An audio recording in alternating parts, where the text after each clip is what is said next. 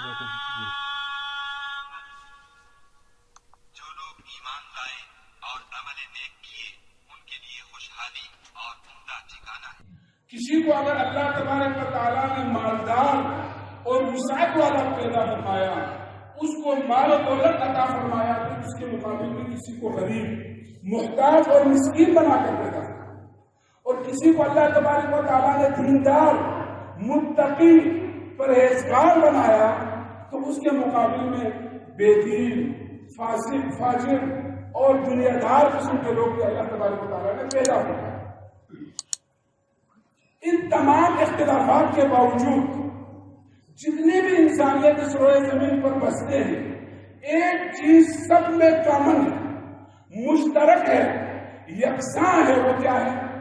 ہر شخص یہی چاہتا ہے کہ یہ جو زندگی اللہ نے مجھے عطا کی ہے وہ آسودگی والی زندگی ہو، وہ کیا ہو؟ راحت والی زندگی ہو، وہ خوشحالی والی زندگی ہو، عیش اور آرام والی زندگی ہو، میری زندگی سے تکلیف دور ہو جائے، آزمائش، آفات اور آرام سے مجھے چھٹکارا مل جائے، اور میں خوشی والی زندگی حاصل کروں، میری زندگی لطف والی ہو، اچھی زندگی مجھے میسر ہو۔ اسی کے پیچھے ہر شخص کا وضو کرنا، چاہے اس کا طبقہ جس طریقے سے ہی کیوں نہ ہو، وہ محنت کر رہا ہے کہ اس کی دنیا جو ہے اس کی زندگی اچھی ہو۔ ایک کاروباری شخص وہ دن بھر اگر تجارت کو اپنا پھیلاتا ہے، محنت کرتا ہے، کوشش کرتا ہے، تو اس کے پیچھے بھی ایک غرض یہی ہوتا ہے کہ مجھے جو ہے نا وہ تمام سہولیات میسر ہوں، مجھے جو ہے آسودگی اور راحت اور خوشحالی والی زندگی اور آرام والی زندگی مجھے میسر ہے۔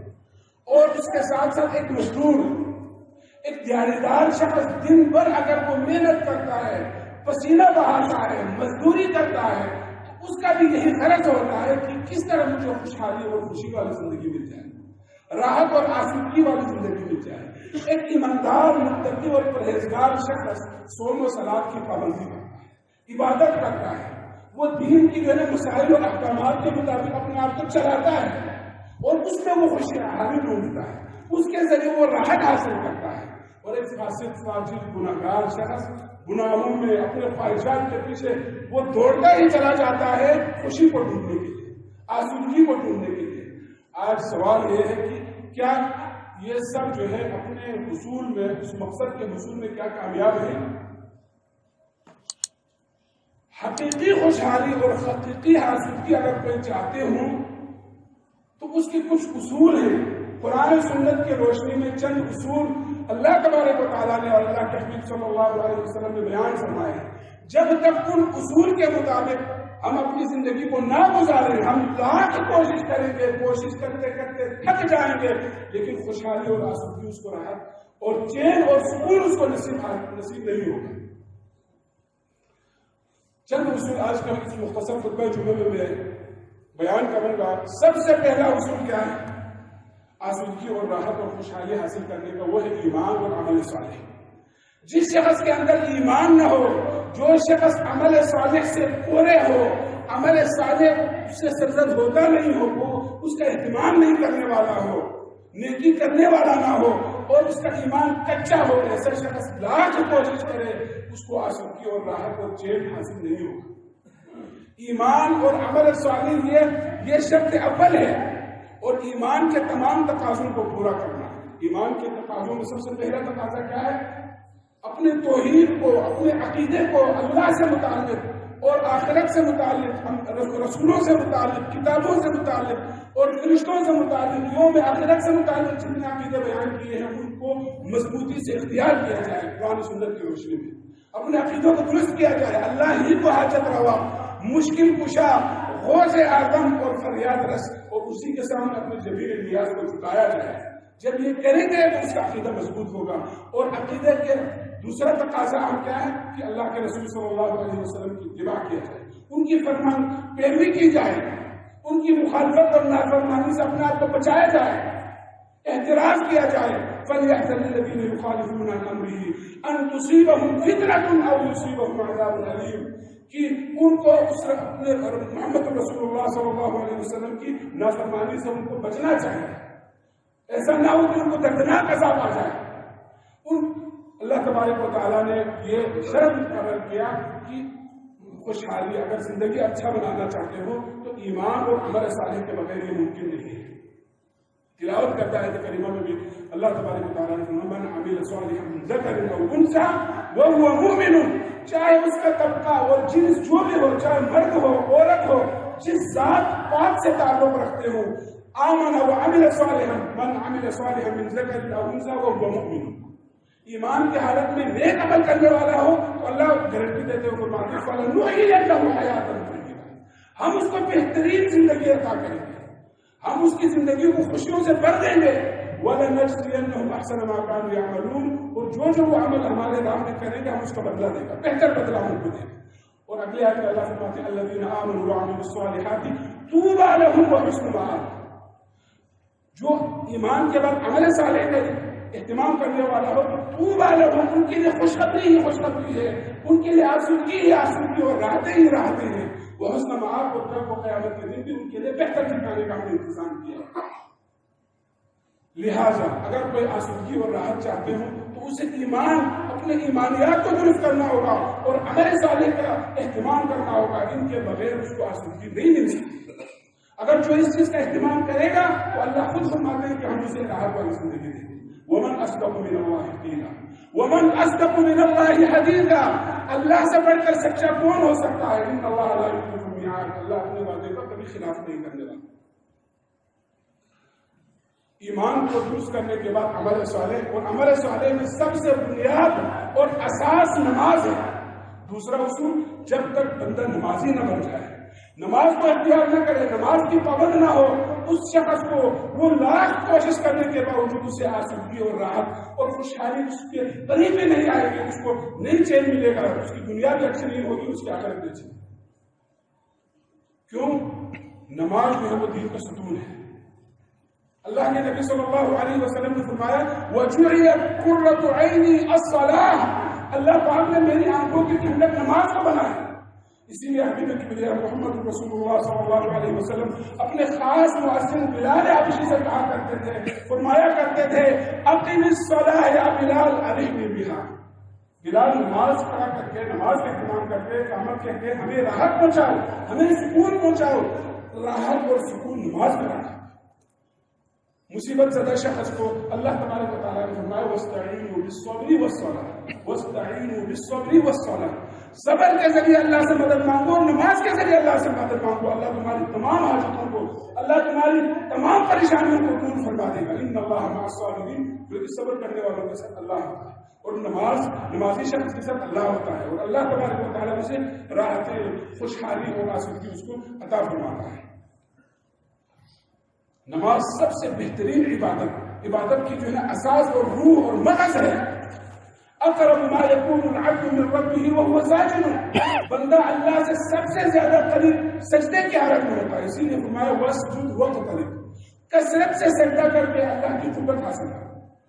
کثرت سے سجدہ یعنی نماز زیادہ سے زیادہ پڑھا کرو، اس سے اللہ کی قربت حاصل ہوتی ہے۔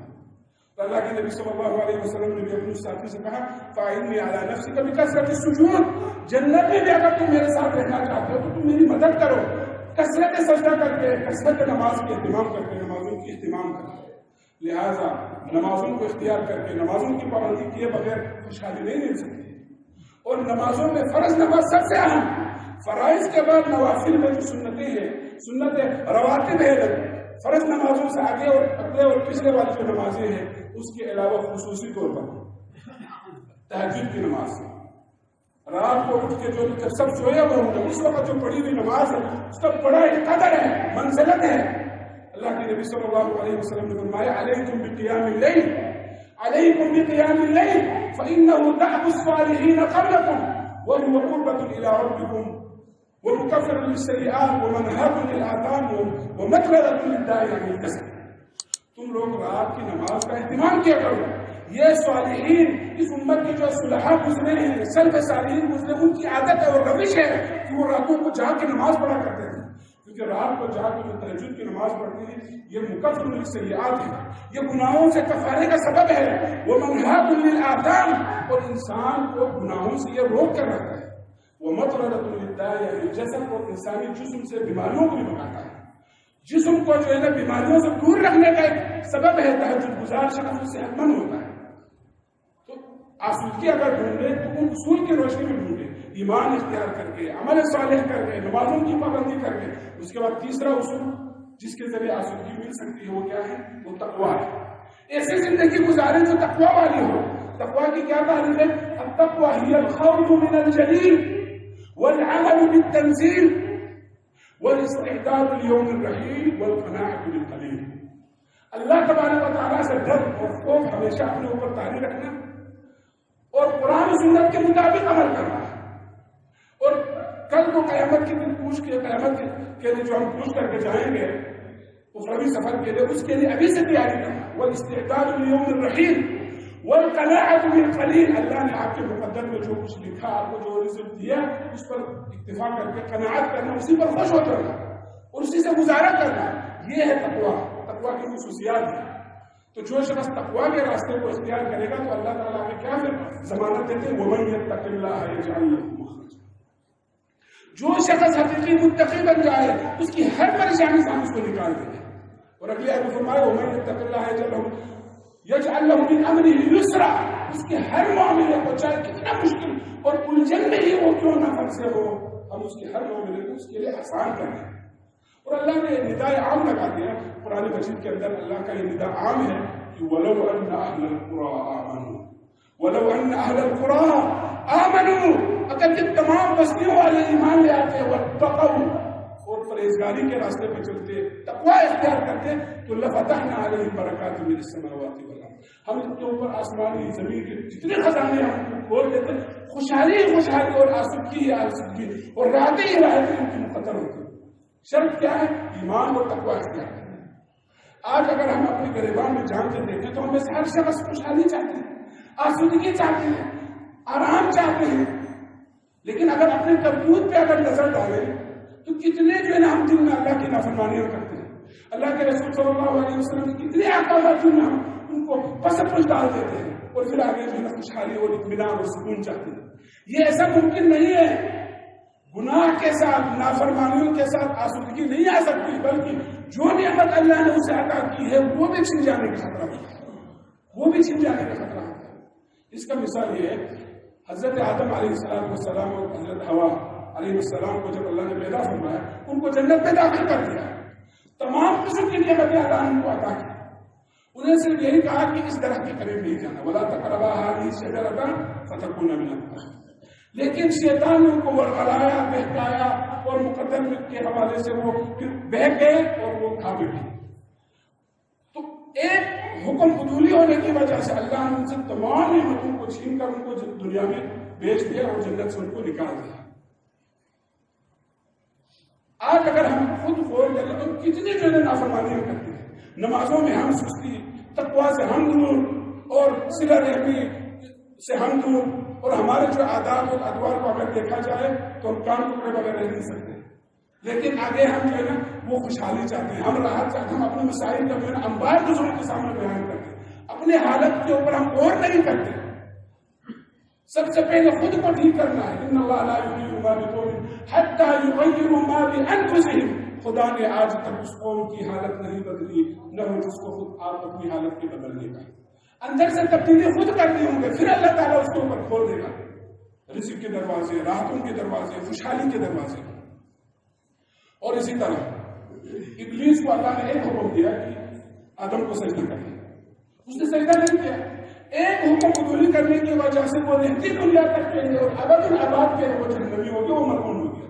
ہم کتنے سجدوں کا انکار کرتے ہیں، کتنی نمازیں ہماری قضا ہوتی ہیں، ہم کس قدر کوتا ہے، پھر بھی ہم امیدیں لگائے ہوئے ہیں، پھر بھی ہم آس لگائے ہوئے ہیں، اور پھر بھی ہم چاہتے ہیں کہ ہمارے لیے بھلا ہو جائے، اچھا ہو جائے، دنیا بھی ہمارے اچھا ہو جائے، آخرت بھی اچھا ہو جائے. ایسا ممکن نہیں ہے.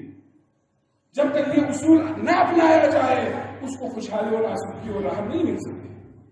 تقویٰ کے بعد پھر بحیثیت انسان کمی کوتاہی ہو جاتا ہے، رہ جاتی ہے، تو اس کے لیے استغفار مصنون ہے. انسان کو چاہیے کہ وہ ہمیشہ استغفار کرتے رہے، کبھی کوتاہی پر اللہ سے معافی مانگتا رہے. تو اللہ کے نبی نے کیا فرمایا صلی اللہ علیہ وسلم، من لزم الاستغفار جعل اللہ من كل ضيق مخرجا ومن كل هم فرجا.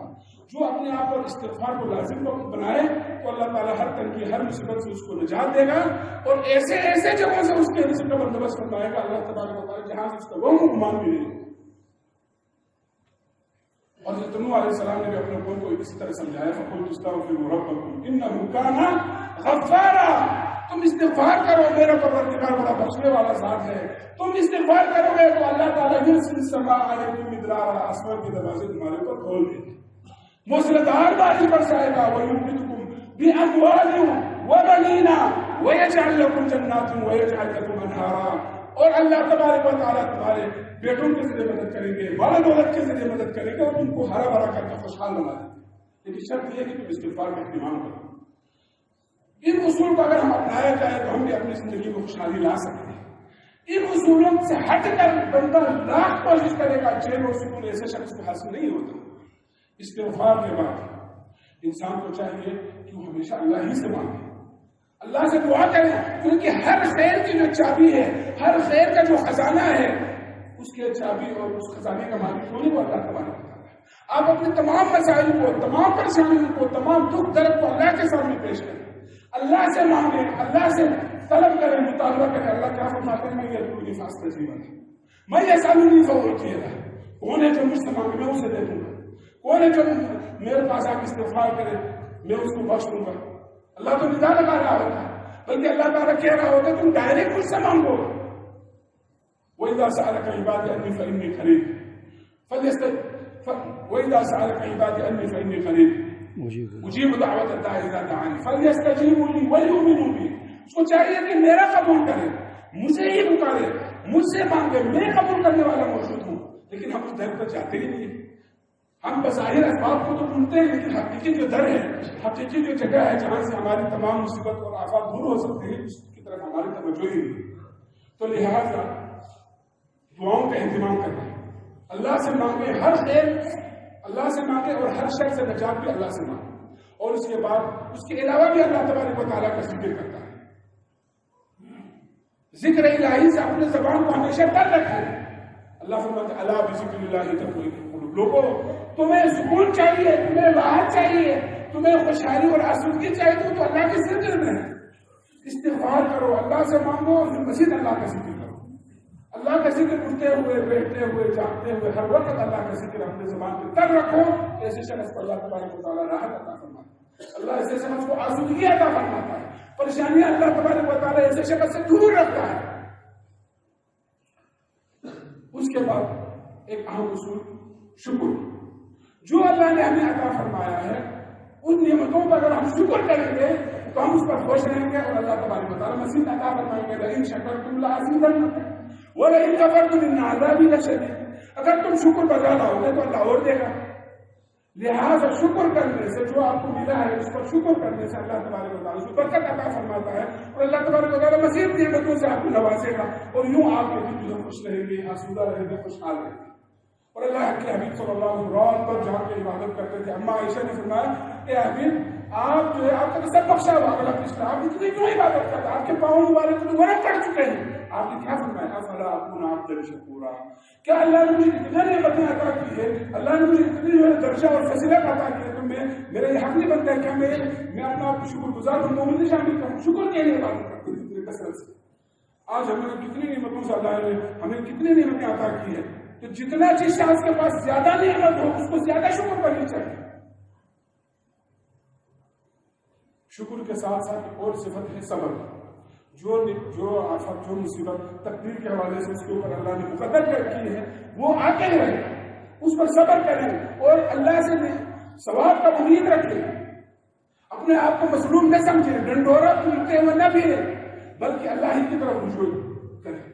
ان اللہ مع الصابرین وبشر الصابرین، صبر کرنے والوں کو خوشخبری ہے، خوشخبری ہے۔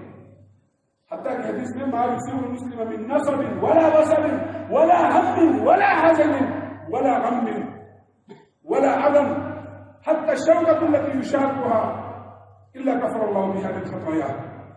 ایک مومن انسان اس کو جو بھی غم، تکلیف، مصیبت، پریشانی لاحق ہوتی ہے، حتیٰ کہ اس کے پاؤں میں کانٹا بھی اگر چھپتا ہے، یہ بھی اس کے حق میں بہتری ہوتی ہے، اس کے لیے اس کے ذریعے کفارے ہوتے ہیں، اس کے گناہ صاف ہو جاتا ہے۔ تو یوں جو ہے نا ہمیشہ اللہ تبارک و تعالیٰ کے صبر اور شکر کے دامن کو پکڑ کے رکھیں. تو اللہ کے نبی صلی اللہ علیہ وسلم نے اس صابر شاکر آدمی کو دیکھ کر اللہ کے نبی صلی اللہ علیہ وسلم نے تعجب کیا. تو فرمایا عجبا لامر المؤمن. اس مومن کے معاملے کتنا ہی تعجب ہے، تعجب سے خالی نہیں ہے. ان اصابت سرا شکر فکان خیر اللہ. اگر اسے کوئی آسودگی ملتی ہے تو وہ شکر کرتا ہے، وہ راحت، وہ خوشحالی یا وہ کامیابی بھی اس کے ہاتھ میں بہتر ہو جاتا ہے. وَإِنْ أَصَابَتْهُ ضَرَّاءٌ. اگر اسے کوئی تکلیف اور مصیبت لاحق ہوتی ہے تو اس پر وہ صبر کرتا ہے، صبر فکان خیر اللہ. تو اس کے اوپر آنے والا دکھ درد بھی اس کے ہاتھ میں بہتر، اور اس کے اوپر اس کو حاصل ہونے والی جو کامیابی اور خوشی وہ بھی اس کے ہاتھ میں بہتر. یہ مومن کبھی بھی جو ہے نا خسارے میں نہیں ہوتا، ہر وقت یہ منافع میں ہی رہتا ہے اور فائدے میں ہی رہتا ہے. یہ ایسا عجیب جو ہے نا خاصیات ہے صبر شکر. ان کو جب تک نہیں اپنایا جائے بندہ جو ہے وہ خوشحال نہیں ہو سکتا. اصل غنا غنا القلب ہے، دل کی غنا ہے. اندر سے جو بندہ غنی ہوتا ہے وہ اصل غنی ہے. صبر اور شکر کے بعد ایک اہم اور خاصیت ہے وہ ہے توکل. بندے کو یہ اس کو یہ اس بات پر یقین ہونی چاہیے کہ ومن یتوکل علی اللہ فهو حسبہ. جو اللہ پر توکل کرے اللہ سب کے لیے کافی ہے. نعم المولا و نعم النصير. ومن یتوکل علی اللہ فهو حسبہ. ان اللہ بالغ امرہ. اللہ اپنے کام کر کے ہی رہتا ہے. اللہ پر بھروسہ رکھیں. اللہ کے مرضی کے بغیر کچھ نہیں ہونے والا. جو بھی ہو رہا ہے وہ اللہ ہی کی مرضی سے ہو رہا ہے. اللہ کے نبی صلی اللہ علیہ وسلم نے یہاں تک فرمایا لو انکم توکلون علی اللہ حق توکلہ لرزقکم کما یرزق الطیر تغدو خماصا وتروح بطانا. اصل میں توکل کی کمی ہے. اگر تم جو ہے جتنا توکل اللہ پر کرنا چاہیے اتنا اگر تم توکل کر لیتے تو تمہیں بھی ویسے ہی رزق ملتا جس طرح پرندوں کو ملتا ہے. یہ پرندے اپنے گھونسلوں سے صبح خالی پیٹ نکلتا ہے کیونکہ کوئی جاب، کوئی نوکری، کوئی کاروبار نہیں ہوتا. یہ اپنے گھونسلوں سے نکلتے ہیں چہکتے ہوئے اور رات کو جو ہے یہ شام کے ٹائم ان کی جو ہے نا پیٹ بھر کے وہ اپنے غذا لے کے واپس آتے ہیں اپنے گھونسلوں میں. تم بھی اگر اللہ پر اتنا توکل کرتے تو جیسے یہ پرندے مخلوق کو اللہ رزق دے رہا ہے ویسے بھی تم کو بھی رزق دے دیتے. ایک عام خاصیت ہے قناعت توکل کے بعد. اس کو بھی جب تک بندہ اختیار نہ کرے اس کو حقیقی معنوں میں خوشحالی اور آسودگی اور راحت نفس حاصل نہیں ہوتا. جو اللہ نے دیا ہے اس پر خوش رہے اور ہمیشہ اپنے سے دنیاوی معاملات میں ہمیشہ اپنے سے نیچے کمتر لوگوں کو دیکھیں، اپنے سے کمتر کو دیکھیں، اوپر کو نہ دیکھیں. اس طرح حسد ہو جائیں گے. اللہ کے نبی صلی اللہ علیہ وسلم نے فرمایا انظروا الى من هو اسفل منكم ولا تنظروا الى من هو فوقكم فانه اجدر الا تزدروا نعمت اللہ.